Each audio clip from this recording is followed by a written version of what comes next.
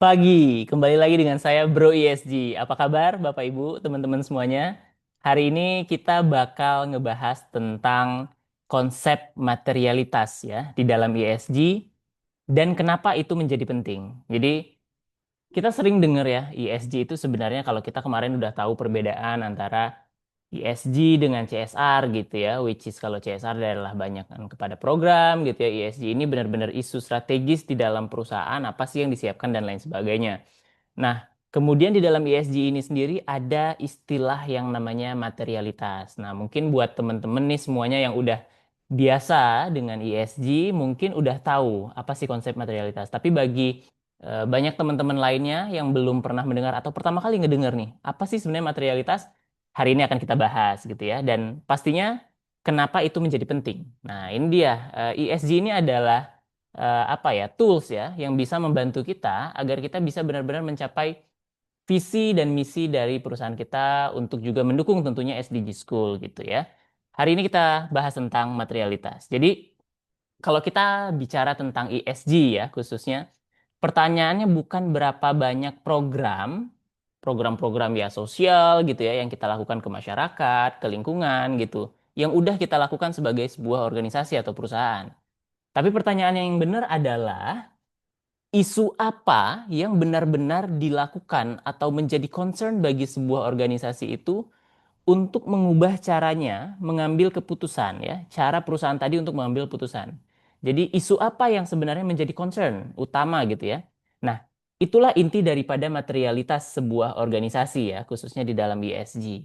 Jadi kalau kita gambarkan ya sebenarnya ESG itu ya, ESG itu bukan apa ya, bukan daftar program ya. ESG itu bukan daftar program. Tidak sama dengan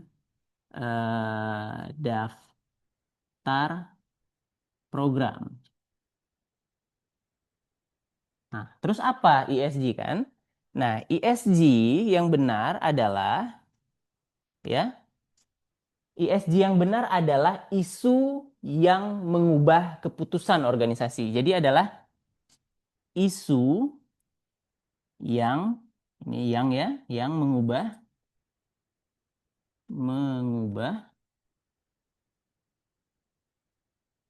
keputusan organisasi.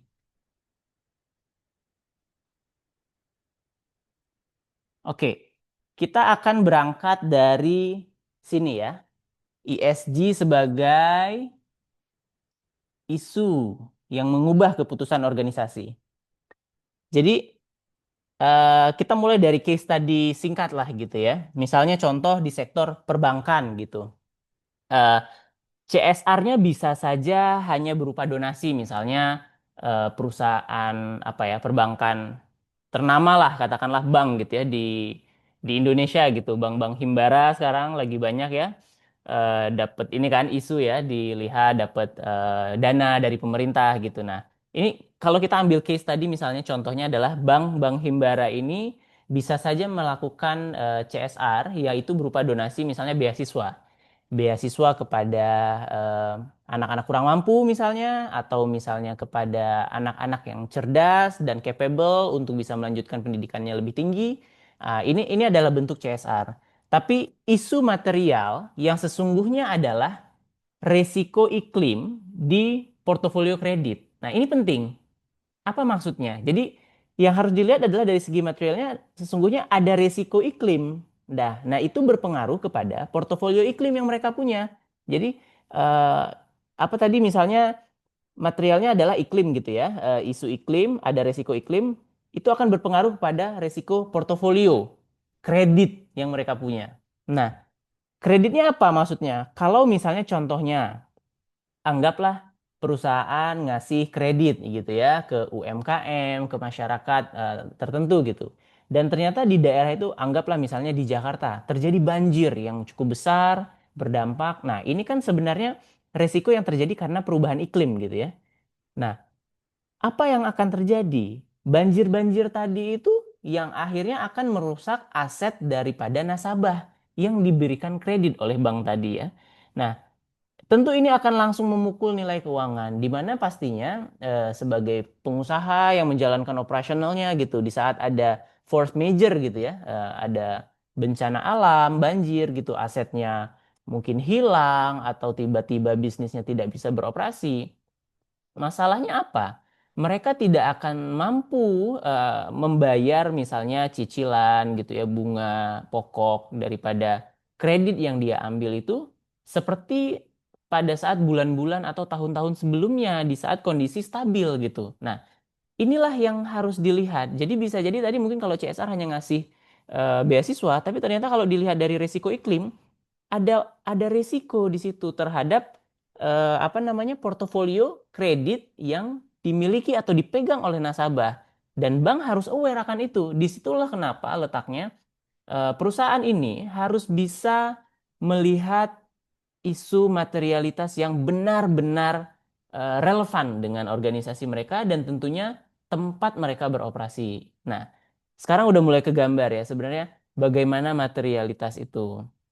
Nah, kita masuk kepada apa itu sebenarnya materialitas. Jadi kalau kita bilang materialitas, ya, materialitas itu ada dua sebenarnya ya. Sebenarnya ada dua, tapi dia bisa menjadi yang ketiga adalah double materialitas gitu. Jadi yang pertama adalah financial ya, financial materialitas gitu.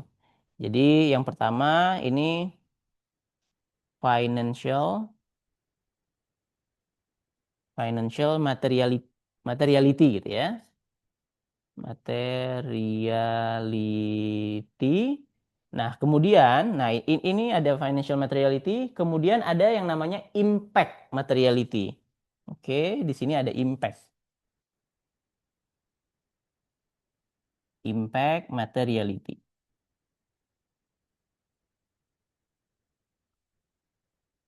Nah, biasanya kalau kita simulasikan gitu ya, ini anggaplah ini sebuah lingkaran gitu ya. Ada satu financial materiality, kemudian yang kedua ada impact materiality. Nah, di sini kita sengaja membuat ini apa titik temu ya, titik temu.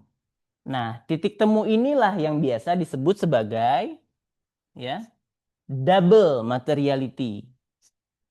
Nah, ini ya kita tulis double materiality gitu ya. Ya.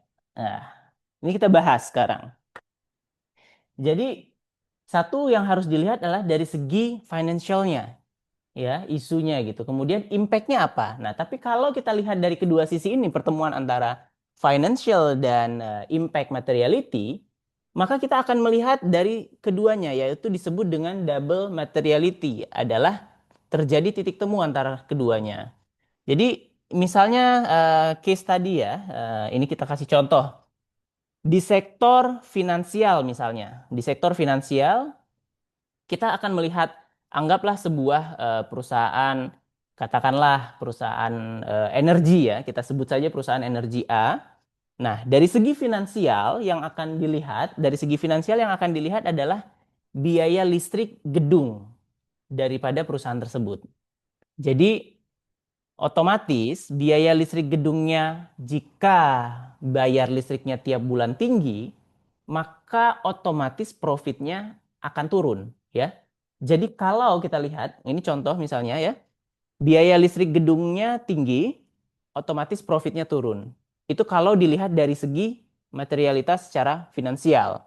Nah, sekarang coba kita lihat dari segi materialitas, dari segi impact-nya ya, daripada perusahaan energi tadi ini, misalnya kita kasih contoh. Emisi karbon gedungnya. Nah, tadi kalau dari segi keuangan gitu ya, dari segi biaya listrik, di sini kita lihat dari segi emisi gedungnya ya, emisi karbon yang dihasilkan dari operasional gedung itu. Jadi pastinya jika kita melihat dari aspek emisi karbon, maka itu adalah kontribusi terhadap climate change, which is impact kepada lingkungan gitu ya. Nah, double materiality ini kita akan melihat dari kedua sisi tadi. Jadi kita akan coba mencari inisiatif misalnya, bagaimana caranya agar biaya daripada energi yang dikonsumsi oleh listrik bangunan perusahaan tadi ya, perusahaan energi ini, biaya bulanannya bisa menurun gitu ya. Nah, biaya biaya bulanannya menurun otomatis profitnya akan meningkat gitu ya. Nah, kemudian dengan biaya operasionalnya menurun, tapi emisi karbonnya juga menurun gitu loh. Sehingga ini akan menjadi win-win lah ya, atau the best decision yang akan bisa diimplementasikan oleh perusahaan energi tersebut. Ini sebuah case tadi kita coba pilih ya, kita lihat. Jadi gimana caranya dari segi financial dia bisa memberikan keuntungan juga kepada organisasi, biayanya turun gitu ya, profitnya meningkat, tapi juga dari segi apa namanya ini impact gitu ya, dari segi climate change-nya, karbonnya, emisinya juga bisa lebih rendah. Nah, inilah contoh pada saat perusahaan bisa memahami materialitas ini, ya, jadi nanti akan disebut ya, ini uji materialitasnya, dilihat materialitas dari segi financial, ataukah impact-nya, dan double materialitasnya bagaimana. Nah, itu yang harus dilihat oleh sebuah organisasi, terutama pada saat mereka akan memilih strategi apa yang akan dijalankan oleh perusahaan tersebut untuk mendukung atau apa ya mencapai tujuan ESG yang mereka punya atau ESG roadmap-nya. Nah, pertanyaannya kenapa materialitas ini menjadi penting pastinya ya? Yang pertama itu adalah fokus. Jadi kalau kita lihat kenapa ini menjadi penting gitu ya. Jadi perusahaan itu akan bisa menjadi memiliki fokus yang cukup baik untuk mereka misalnya memilih. Karena di luar sana ada banyak sekali ratusan isu ESG yang ada. Nah, perusahaan ini punya kemampuan, kemudian punya apa ya, katakanlah spesialisasi berdasarkan orang-orang, sumber daya alamnya, sumber daya misalnya financialnya gitu ya, SDM-nya orang-orangnya tadi. Ini beda-beda kemampuannya. Jadi di luar sana ada ratusan isu ESG, tapi sebenarnya kalau kita bisa breakdown, itu mungkin hanya 10 sampai 15 isu yang sebenarnya paling kritis dan paling cocok untuk dijalankan oleh organisasi tersebut. Itu contohnya. Kenapa satu perlu fokus gitu ya. Jadi di sini kita tambahkan ya di samping-samping sini ya. Satu perlu fokus, fokus gitu ya. Itu perlu fokus. Kemudian yang kedua perlu strategi. Perlu strategi. Kita langsung tulis aja. Perlu strategi. Kemudian yang ketiga ada kredibilitas, ya. Di sini kredibilitas.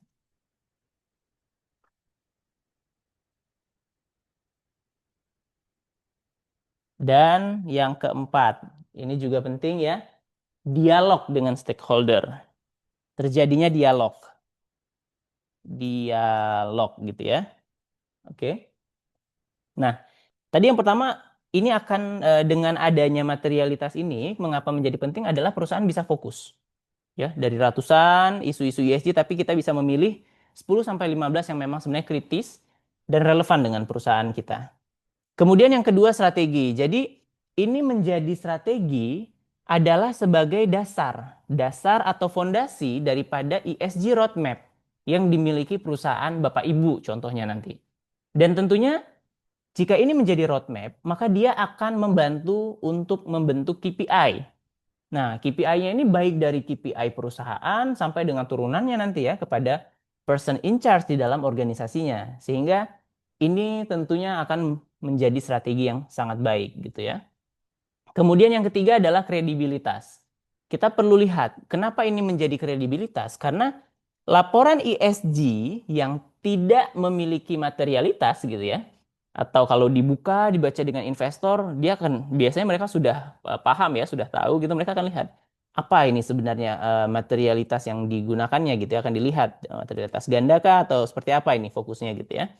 Nah, mereka akan lihat. Jadi kalau laporan ESG atau ESG roadmap-nya nggak punya analisa materialitas, ya, atau daftar hanya daftar-daftar kegiatan gitu ya. Nah, ini artinya ya termasuk strategi yang tidak apa ya, powerful gitu. Tidak mungkin tidak relevan, bahkan bisa dilihat sebagai strategi yang tidak relevan karena dia bukan strategi yang benar-benar berdasarkan reason gitu ya, hasil analisa dan memang temuan gitu. Nanti akan kita bahas bagaimana caranya.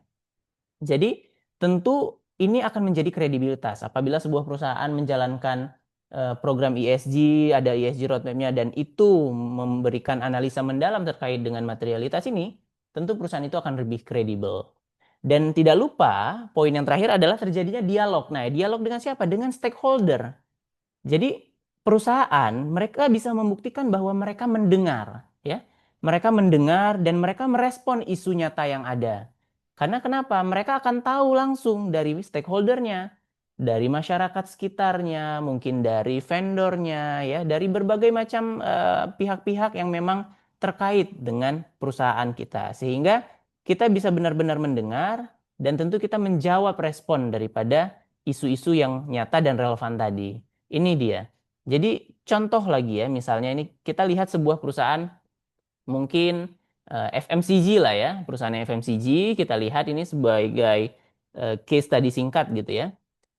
Misalnya perusahaan FMCG ini dapat tekanan nih, dapat tekanan tentang soal isu plastik sekali pakai. Ya, ini kan banyak nih. Mungkin beberapa tahun lalu kita kita melihat gitu ya, banyak sekali perusahaan-perusahaan FMCG ini yang mereka, wah ini plastiknya nih merusak lingkungan gitu ya, di laut tidak bisa terdaur ulang dengan mudah dan lain sebagainya. Mungkin banyak satwa-satwa yang justru termakan dan lain sebagainya malah membahayakan gitu ya. Akhirnya mereka menghadapi tekanan tentang plastik sekali pakai gitu. Nah, pada saat dilakukan analisa materialitas gitu ya, plastik tadi tentu akan menjadi isu nomor satu paling penting gitu. Karena wah ini udah ada tekanan ini dari eksternal bahwa tidak boleh gitu ya menggunakan plastik sekali pakai lagi. Akhirnya mereka lakukan analisa materialitas dan itu menjadi isu nomor satu katakanlah misalnya seperti itu. Nah, hasilnya apa? Perusahaan meluncurkan kemasan daur ulang. Makanya sekarang mulai banyak. Wah, kemasannya ini dari botol yang dulu udah pernah dipakai juga, kemudian sekian persennya atau bahkan lebih daripada 50% konten yang terkandung di dalam botol tersebut adalah hasil daur ulang misalnya. Nah, ini adalah bukti nyata dan contoh, ini bukan hanya program CSR hal ini, tapi ini adalah keputusan strategis yang keluar ya, baik dari manajemen untuk menyelamatkan brand tersebut. Karena apa? Kalau tidak sampai dilakukan, maka investor, konsumen akan melihat ya sepertinya tidak ada etikat baik gitu dari organisasi tersebut. Tapi pada saat mereka mengubah, akhirnya mereka tahu di luar ada tekanan. Oke, kita bikin produk-produk kita dengan tadi misalnya kemasan daur ulang dan lain sebagainya. Sehingga konsumen akhirnya percaya, baik, ternyata perusahaan ini benar-benar peduli gitu ya terhadap konsumennya. Nah, terhadap lingkungan dan tentunya investor juga akan memandang hal yang sama. Akhirnya perusahaan itu tentu akan lebih baik. Bisa jadi dari segi valuasi mereka justru meningkat. Nah, ini adalah contoh case study yang bisa kita lihat gitu ya contohnya. Dan kita perlu juga berpikir ya, kita coba lebih melihat lebih dalam gitu ya. Apa bukti ya gitu ya bahwa isu itu benar-benar material? Itu kita harus muncul pertanyaan seperti itu. Apa bukti bahwa isu satu, isu dua, isu tiga ini benar-benar material gitu? Jadi bukan hanya sekedar opini ya, bukan hanya sekedar opini, asumsi gitu, bukan. Tapi dia benar-benar terbukti material. Caranya adalah kita harus memastikan kita punya data. Nomor satunya adalah data. Nah, ini perlu kita tulis ya. Jadi gimana caranya perusahaan itu tahu? Karena mungkin bisa aja kita ada 10 orang tim gitu ya di dalam sustainability division misalnya. Si A, si B, si C bisa, wah kayaknya gini, kayaknya gitu ya. Nah, tapi sebenarnya akhirnya apa? Tugas kita bersama adalah kita harus menganalisa apakah ini benar-benar material atau tidak. Nah, bagaimana caranya? Kita harus bisa melihat data ya. Jadi data, nah kita harus bisa melihat datanya. Kemudian selain data, adalah regulasi. Nah, ini regulasi penting, ya. Kita melihat regulasi. Oke? Nah, regulasi plus stakeholder lagi. Nah, ini di plus gini ya. Ini saya ke bawahnya plus stakeholder. Stakeholder. Oke? Nah, barulah kita dapatkan yang namanya bukti. Kita baru dapat bukti. Bukti materialitasnya. Materialitas. Oke. Jadi kita akan dapatkan bukti setelah kita jalankan atau kita cari datanya, kita lihat kemudian regulasinya apa, baru kemudian kita lihat stakeholder perspektif lah ya, atau input, feedback dan lain sebagainya. Jadi kita harus melihat ini. Datanya apa? Data yang ada itu seperti apa? Kemudian tren dari regulasinya. Nah, regulasi ini kan biasa terus meningkat, terus berubah. Nah, kita harus up to date dengan regulasi-regulasi yang ada. Dan kemudian ekspektasi stakeholder. Apa sih yang mereka inginkan sebenarnya? Apa sih feedback dari mereka, masukan mereka apa? Nah, kalau tidak ada buktinya, jangan buru-buru dulu taruh di kotak prioritas. Nah, nanti kita akan coba buatkan matriks gitu ya. Jadi, kalau tidak ada bukti-bukti ini, datanya apa, regulasinya apa, feedback stakeholdernya apa, jangan langsung kita bilang, oh ini isu material ini isu material gitu dan penting untuk dilakukan. Tidak seperti itu. Jadi, contoh misalnya ya, ini kita harus selalu memastikan kita lihat dari perspektif case study gitu ya, supaya teman-teman bisa punya pandangan atau pemahaman yang holistik gitu, yang detail, yang komprehensif gitu ya. Jadi contoh studi singkat ini ya, misalnya di sektor tambang. Nah, kita ambil sekarang misalnya di sektor tambang. Ada banyak ya, ada banyak sekali opini publik, ada banyak sekali opini publik itu tentang isu gender diversity. Nah, jadi di sektor tambang itu banyak sebenarnya opini publik itu bahwa wah, ada isu gender diversity nih, kok banyakan misalnya pekerja pria gitu ya dibanding pekerja wanita. Apakah sudah cukup gitu komposisi pekerja wanitanya? Ini banyak di publik ini. Isu ini berseliweran gitu. Nah, ini penting ya. Ini penting. Sebenarnya opini itu penting tetap, tapi data auditnya bagaimana? Gitu. Kita harus lihat data auditnya yang menunjukkan bahwa misalnya keselamatan kerja, ya, keselamatan kerjanya atau fatality rate-nya jauh lebih material gitu. Jadi kita harus lihat kalau dianalisa dari faktor keselamatan kerja gitu ya atau fatality rate itu jauh lebih material karena resiko keuangan dan reputasi itu bisa langsung ngejatuhin perusahaan. Jadi artinya gini, di saat kita mencoba melihat tadi ya, oh oke, kita coba maksimalkan gender diversity-nya tadi sesuai gitu. Tapi sebenarnya compare to melihat analisa terhadap gender tadi, hal yang lebih material atau lebih prioritas harus dilihat oleh sebuah perusahaan adalah bagaimana keselamatan kerjanya di dalam organisasi tersebut atau di dalam site tambang tadi. Nah, ini jauh lebih material atau dia akan menjadi uh, strategi ya yang masuk ke dalam matriks itu lebih urgent, very urgent gitu. Karena kenapa? Kalau banyak terjadi kesalahan kerja, wah udah tiba-tiba tersebar ke media, akhirnya masyarakat dan pemerintah wah bisa kena berbagai macam sanksi pastinya perusahaan atau tadi site tambang tersebut. Jadi ini dia.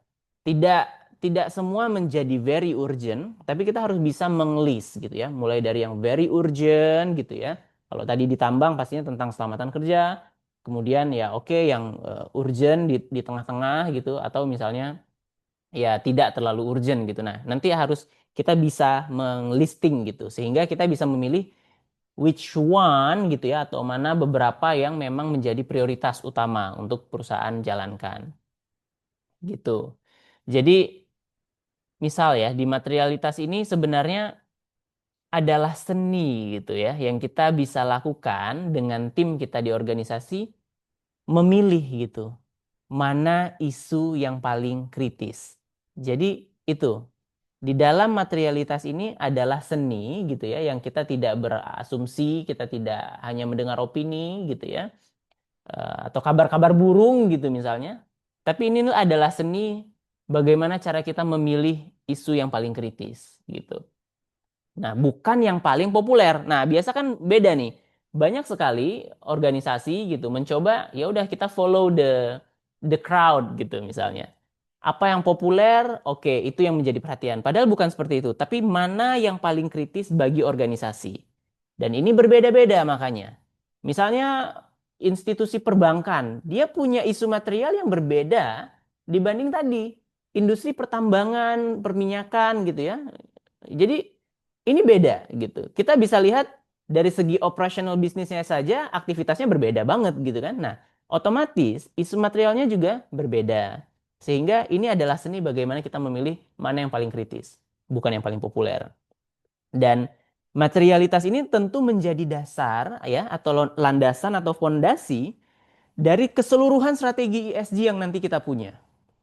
Nah, tanpa materialitas tentunya ya ESG itu hanya akan jadi katalog aktivitas gitu. Jadi cuma jadi kayak list activity yang kayak oke, sekarang ngelakuin A, besok ngelakuin B, lusa ngelakuin C gitu. Nah, ESG itu bukan seperti itu gitu. Nah, dengan materialitas ini, ESG itu akan menjadi mesin pengambil keputusan yang paling bagus untuk manajemen tentunya dan untuk seluruh PIC yang terkait. Sehingga ya dengan materialitas ini, kita punya bargaining power gitu ya, dan confident level yang tinggi pada saat kita berhadapan dengan stakeholder, kita berhadapan misalnya ya investor gitu ya, dengan konsumen, dengan pemerintah bahkan sebagai regulator. Ini tentu akan sangat membantu gitu ya. Jadi materialitas ini tentunya tadi bisa kita lihat dia bisa menjadi fokus kita gitu ya. Dasarnya tadi strategi perusahaan dan juga bagaimana ini bisa sangat membantu kita memilih isu-isu yang kritis gitu. Oke, jadi itu dulu yang kita bahas hari ini. Nanti kita akan lanjutkan lagi dengan bagaimana kita menganalisa matriksnya kita buat seperti apa program-program yang benar-benar material berdasarkan organisasi. Nantinya kita akan berikan contohnya. Demikian untuk sesi hari ini. Terima kasih banyak atas waktunya. Untuk pertanyaan-pertanyaan, mohon bisa di-list ya. Nanti akan kita bantu menjawab di sesi-sesi berikutnya. Oke, demikian dari saya. Terima kasih. Sampai ketemu lagi dengan saya, Bro ISG. Salam.